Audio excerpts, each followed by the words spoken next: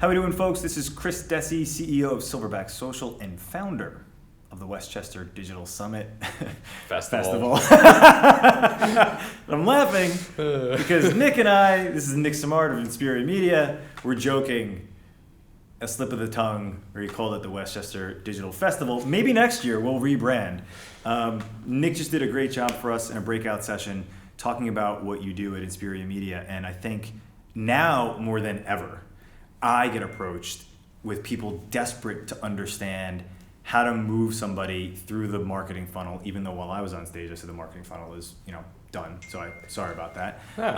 Aspects, I get it. But I understand that the technologies that you guys leverage, the techniques that you guys use have frankly helped us to promote the Westchester Digital Summit.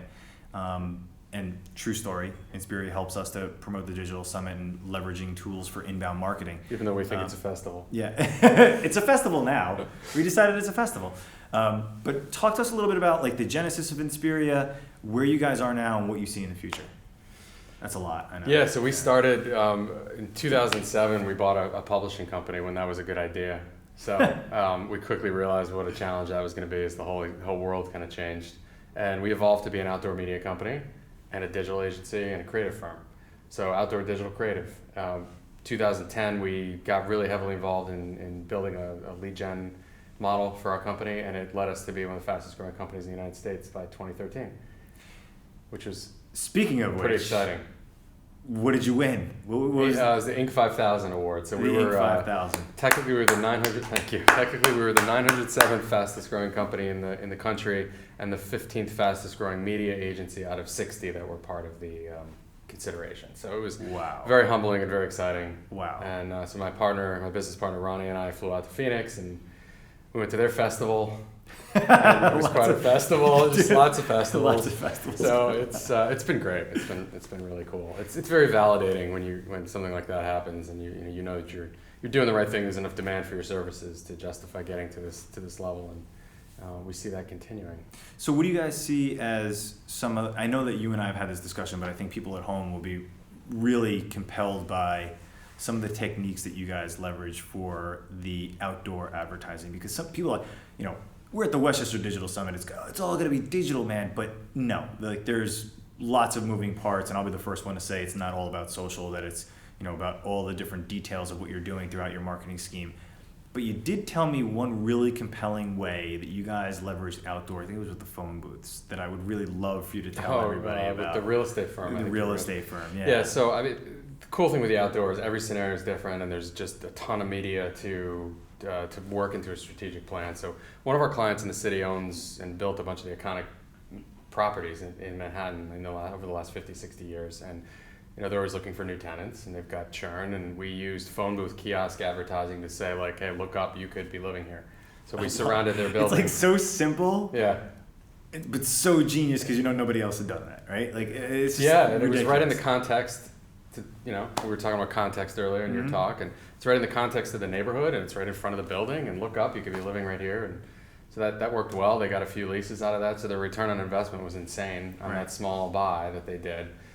We recently did a cool campaign in Times Square on the digital boards with the NASDAQ and Reuters boards last weekend, or 2 weekends ago actually, for a Chinese cosmetics company called Cebu. Really hot trend in China is to just show that you've advertised in New York City, and they're using those assets that were taped around that campaign. That's interesting. So it's just to prove just to brag in China. That's crazy. So they're taking the assets that were generated as a result of this campaign, literally filming the digital boards, doing 360 views of Times Square in the bow tie with the digital boards running, and they're running those assets on social and God knows where else all over China now to say, hey, we're for real, we're legit, we've been advertising in New York City. So we get these really cool scenarios that we work on all the time. How are you finding these leads? Talk a little bit about, I kind of know how you find, they might not know how you find these leads and how you're generating the inbound marketing that you guys do at such a high expert level. It's awesome. We exist because of it. Yeah.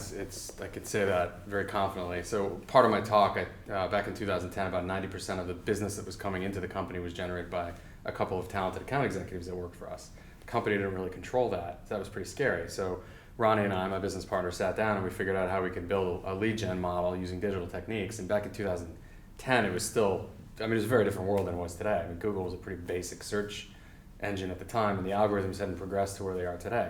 But we built a model over the last several years that now produces about 90% of our revenue. So leads come in from all around the country. 90% of your revenue automated. Automated. Incredible. Yeah, we get between 120 and 200 leads a month in through our website from clients and agencies all around the country that primarily want to build campaigns in New York. So our foothold obviously is in New York. We're here in New York. We know New York media better than anybody else. And the outdoor space is growing double digits and has been for years. And it's projected to be growing double digits for years to come. And I think we've got some opportunities to combine outdoor and the work that you're doing in social and wrapping social around an outdoor campaign and vice versa. That could just be so powerful. The options are the impressions are endless. Yeah, I mean, so for everybody at home, we've been discussing doing something for one of my clients who I can't mention, but we think it'd be really compelling if you're leveraging, and this is where the juxtaposition of social and the outdoor stuff comes into play, is a live Meerkat or Periscope stream that would potentially broadcast on a digital billboard in Times Square. Ooh. Through feed, yeah. Really cool stuff. Really cool stuff. Times Square is amazing because when you're running stuff up there, the social reach because of all the tourists that are in Times Square, they're taking pictures. It's going on Instagram. It's going on Snapchat. Whatever. It's the impression reach is 40 times. Yeah. What that impression is of those eyes looking at that board. So it's just amazing. It's really, sure, people are just poised for social because they're bouncing around, they're looking around, they're taking pictures. Yep. Yeah, incredible stuff. Pretty. Nick, thanks so much, man. Thanks for having me here. We'll see you next year. Good. Great job. And a million times in between, I hope. Yeah. Awesome. All right. At the festival.